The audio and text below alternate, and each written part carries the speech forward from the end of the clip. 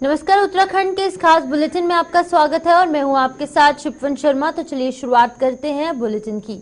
मुख्यमंत्री पुष्कर सिंह धामी ने प्रदेशवासियों को एक बड़ी सौगात दी है और ये सौगात क्या है आपको बताते चले कि सीएम पुष्कर सिंह धामी ने हल्द्वानी से मुनस्यारी पिथौरागढ़ी दिखाकर फ्लैग ऑफ किया। इस मौके पर सीएम धामी ने कहा कि चंपावत, पिथौरागढ़ और मुनस्यारी के लिए जो हेली सेवा प्रारंभ हुई है उससे पर्यटकों की यात्रा सरल होगी और समय भी बचेगा।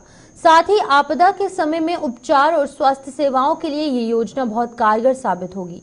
इससे प्रदेश में रोजगार भी बढ़ेगा।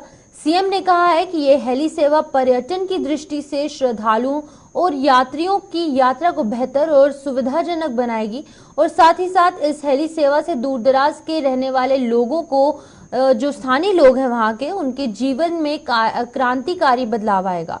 आजीविका की दृष्टि से पूरे राज्य का रोजगार और जीवन स्तर बढ़ेगा।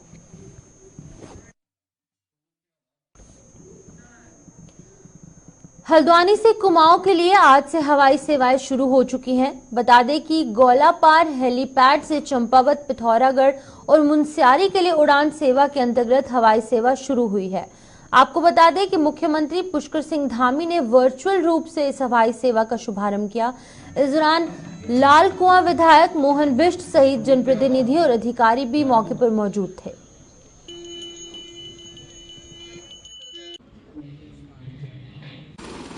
देखिए, हेरिटेज एविएशन द्वारा अभी हल्द्वानी से मुनस्यारी, पिथौरागढ़ और चंपावत के लिए जो ये हेली सेवा शुरू की गई है, इससे न केवल पर्यटन को बढ़ावा मिलेगा, यहाँ की जो हमारे पहाड़ी जिलों की आर्थिकी है उनमें सुधार होगा, रोजगार के अवसर बढ़ेंगे और सबसे महत्वपूर्ण कार्य जो इसका जो एक महत्वपूर्ण फीचर जो इसका हो रहेगा, जो पहाड़ की विषम भौगोलिक परिस्थितियों में कई बार आपदा की स्थिति हो जाती है, कई बार बड़ी दुर्घटनाएं हो जाती हैं, उसमें तुरंत राहत देने के लिए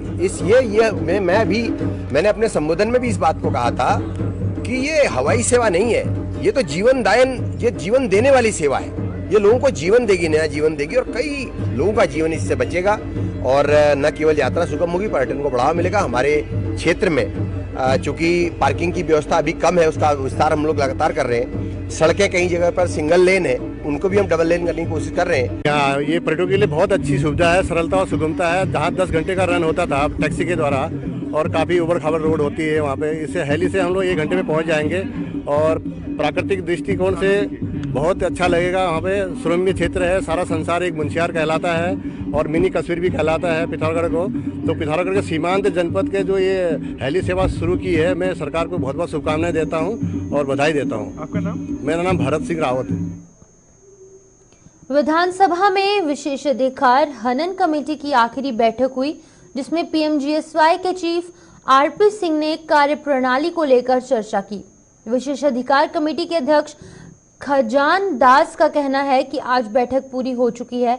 अब विशेषाधिकार कमेटी अपनी रिपोर्ट विधानसभा अध्यक्ष को सौंपेगी। दोनों पक्षों की बातों को सुना गया और अंतिम निर्णय विधानसभा अध्यक्ष करेगी। आपको बता दें कि कांग्रेस पार्टी के विधायक प्रीतम सिंह ने पीएमजीएसवाई के चीफ आरपी सिंह की कार्यप्रणाली को लेकर विधानसभा में सवाल उठाया था, जिसके तहत विधानसभा अध्यक्ष ने एक कमेटी का गठन किया था। देखिए, आज विशेषाधिकार समिति की बैठक थी और उस बैठक में दोनों पक्षों को आज आमंत्रित किया गया था।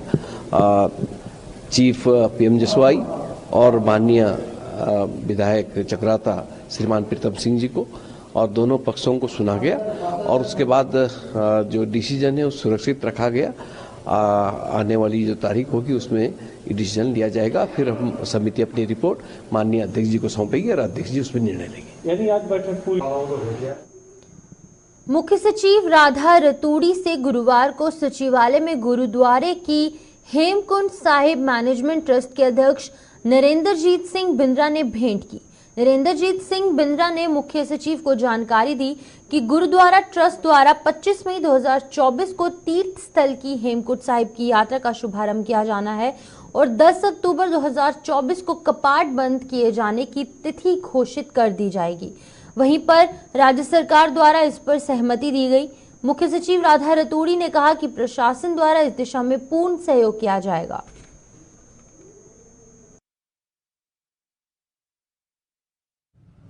आज मुझे बड़े हर्ष के साथ आपको सूचित करना है कि आज श्रीमती राधा रतूड़ी मुख्य सचिव उत्तराखंड सरकार से मुलाकात कर विचार विमर्श कर हेमकुंड साहिब मैनेजमेंट ट्रस्ट ने यह निर्णय लिया है कि यात्रा 2024 इस वर्ष 25 मई से प्रारंभ होगी एवं 10 अक्टूबर को इसकी समाप्ति होगी। मैं दोहराता हूं कि कपाट 25 मई 2024 को खुलेंगे और 10 अक्टूबर 2024 को बंद होंगे। आप सभी से निवेदन है कि इन तिथियों को ध्यान में रखते हुए अपनी यात्रा का तैयारी करें। हल्द्वानी के बनभूलपुरा में बीती 8 फरवरी को हुई हिंसा और दंगे के बाद अब हालात पूरे तरीके से सामान्य हैं। लेकिन बनभूलपुरा क्षेत्र का एक वीडियो कल से सोशल मीडिया पर तेजी से वायरल होता नजर आ रहा है। इस वीडियो में हैदराबाद से आए एक युवक सलमान का है, जो कि बनभूलपुरा के दंगे में प्रभावित लोगों को रुपए बांटता नजर आया, जिसका वीडियो सोशल मीडिया पर तेजी से वायरल हुआ। बताया जा रहा है कि युवक सलमान खान हैदराबाद का रहने वाला है, जिसने अपने सोशल मीडिया अकाउंट में भी अपना वीडियो शेयर किया। ऐसे में इस पूरे मामले को लेकर एसएसपी नैनीताल प्रहलाद मीना ने बताया कि युवक से पुलिस टीम ने पूछताछ की। उसके बैंक अकाउंट की डिटेल्स भी पुलिस द्वारा ली गई हैं। मामले को हर एंगल से देखा जा रहा है।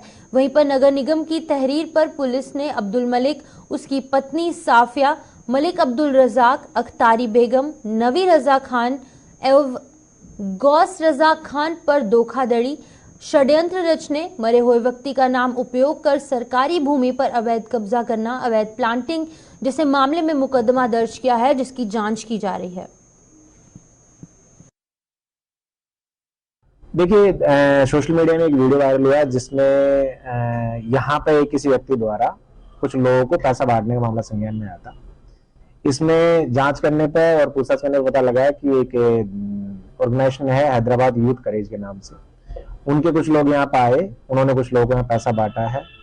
तो ये जो एनजीओ, इसका जो पैसा कहाँ से आया है, किसने इनको पैसा दिया है, कितना पैसा इन्होंने बांटा है और बाकी जो चीजें हैं उनकी डिटेल हमने ली है और उसमें जांच कर रहे हैं। इसमें जैसे भी तथ्य आएंगे उसके हिसाब से हम और बाकी अन्य विभाग भी इस मामले में कार्रवाई। देखिए, आज नगर निगम ने एक तहरीर दी है जिसमें अब्दुल मलिक, इसकी पत्नी साफिया मलिक और इनके साथ में कुछ बाकी लोगों ने मिलकर किसी मृत व्यक्ति के नाम पर राजकीय कार्यालय जो है उनमें झूठे दस्तावेज प्रस्तुत किए गए हैं। कुछ जो जमीन है उसकी अवैध प्लॉटिंग की है और कुछ जो जमीन है उस पर अतिक्रमण करने का इन्होंने प्रयास किया है। तो इस संदर्भ में नगर निगम की तहरीर पर एक 420 का मुकदमा पंजीकृत हुआ है। इसमें विवेचना चल रही है, जैसे तथ्य आएंगे उसके खिलाफ से आगे इसमें। तो चलिए यहाँ पर रुकते हैं, एक छोटे से स्वागत है आप सबका। एक छोटी सी ब्रेक के बाद मैं शिप्वन शर्मा आपके साथ उत्तराखंड की अगली खबर की ओर बढ़ेंगे। इन दिनों पर्यटन नगरी मसूरी में निर्माण कार्यों की बाड़ी पानी, कैमल बैक रोड, किताब घर, पुराना टिहरी बस स्टैंड के साथ ही शहर के विभिन्न सड़कों पर निर्माणकर्ताओं द्वारा सरिया, सीमेंट, बजरी, ईंट, रेत के साथ विभिन्न सामग्री सड़कों पर रखी गई है, जिससे कभी भी कोई भी बड़ी दुर्घटना हो सकती है। निर्माणकर्ताओं के हौसले इतने बुलंद हैं कि उन्हें शासन प्रशासन का भी भय नहीं है।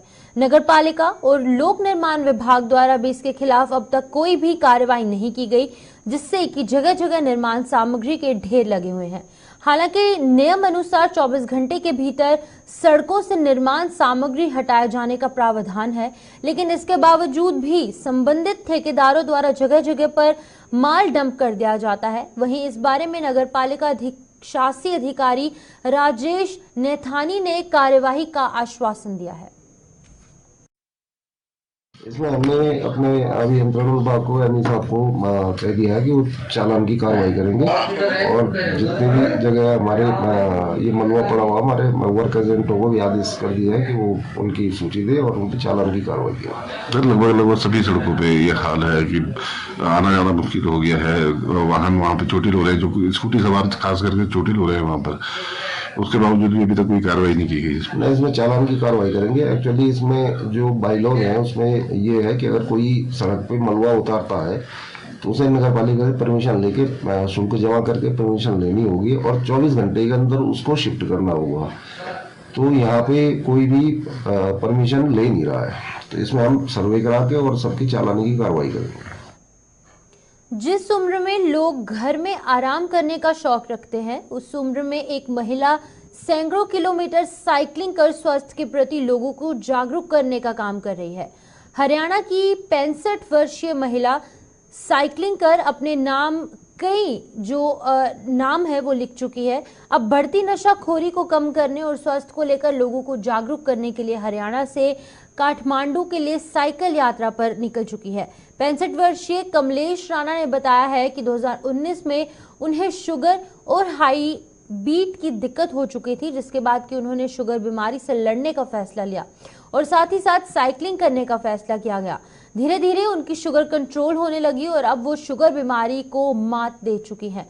उन्होंने बताया कि 2019 में उन्हें कश्मीर से कन्याकुमारी तक लगभग 5000 किलोमीटर की साइकिलिंग कर वर्ल्ड रिकॉर्ड बनाया था। इसके अलावा नासिक में उन्होंने साइकिल प्रतियोगिता में 30,500 और 60 किलोमीटर की रनिंग में गोल्ड मेडल प्राप्त किया था, जबकि हरियाणा में नशा मुक्त अभियान में 1500 किलोमीटर साइकिलिंग की गई।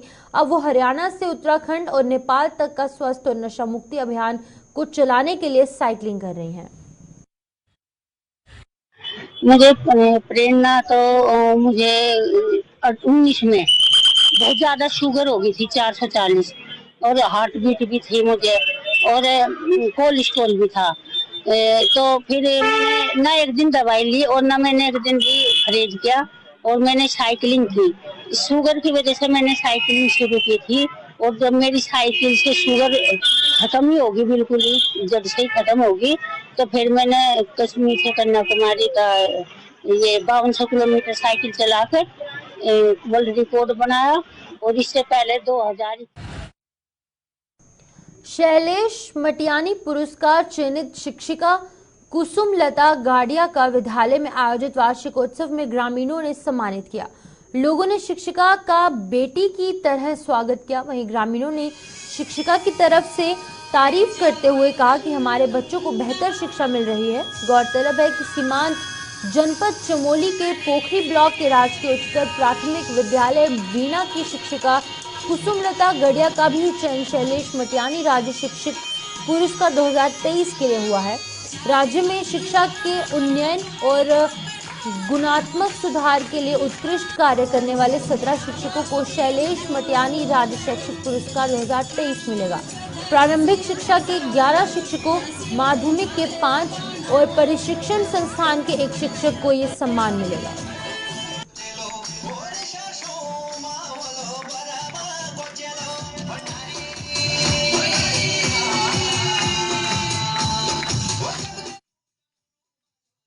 तो चलिए यहाँ पर रुकते हैं एक और छोटी सी ब्रेक के लिए।